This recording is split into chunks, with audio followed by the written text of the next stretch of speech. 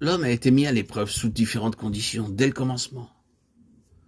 En premier lieu, il a été mis à l'épreuve étant en état d'innocence. Comment s'est-il comporté? Il a failli. Puis, dans son état de chute, il a encore été mis à l'épreuve sans la loi. Comment cela s'est-il passé? Il a de nouveau failli. Puis il a été mis à l'épreuve sous la loi, mais il a failli comme auparavant.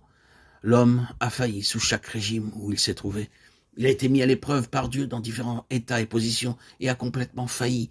La fin a toujours été une tragédie. Peu importe l'attitude que Dieu ait prise envers l'homme en lui-même, il est une faillite. Et il aboutira à la plus terrible tragédie. Regardez Israël. Quelle est l'attitude du Seigneur envers Israël?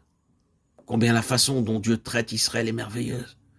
Considérez la patience et la bonté de Dieu envers Israël, la base sur laquelle Israël fut placé devant lui. En fait, Dieu dit, vous devez seulement manifester de la fidélité envers moi et vous recevrez immédiatement la bénédiction. Certains d'entre nous ont souhaité que nous puissions obtenir la bénédiction aussi instantanément qu'Israël.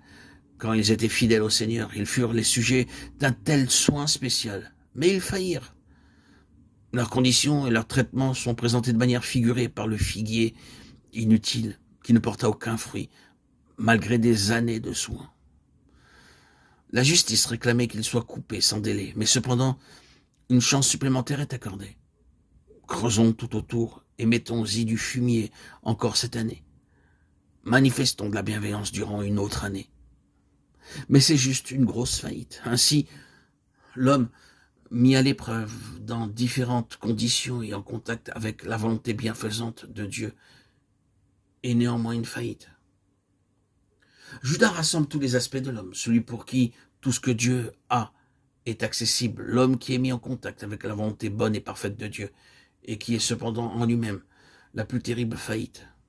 Car cet homme, quand il parviendra à son épanouissement, trahira son maître. Il est tellement incurable.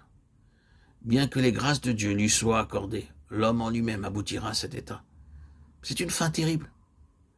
Celui-là même avec qui j'étais en paix, qui mangeait mon pain, dit le psalmiste, lève le talon contre moi. Psaume 41, 10. C'est ainsi qu'agira cet homme qui se trouvait au sein de la grande richesse de la grâce de Dieu. Voici Judas représentant quelqu'un qui a été mis en contact avec le Seigneur et pour qui sont disponibles toutes les bénédictions qui le sont pour tout le reste de ceux qui appartiennent au Seigneur. Et c'est ainsi qu'il finit. C'est une image de l'homme en lui-même, n'est-ce pas vrai? Le plein développement du vieil Adam, du premier Adam, en qui Dieu n'habite pas, nous est ici manifesté. Au moment même où cet homme est environné de tous les avantages, de toutes les facilités, de toutes les bénédictions, de toute opportunité, de tout ce qui aurait pu être sien juste à ce moment, il sort pour trahir son maître.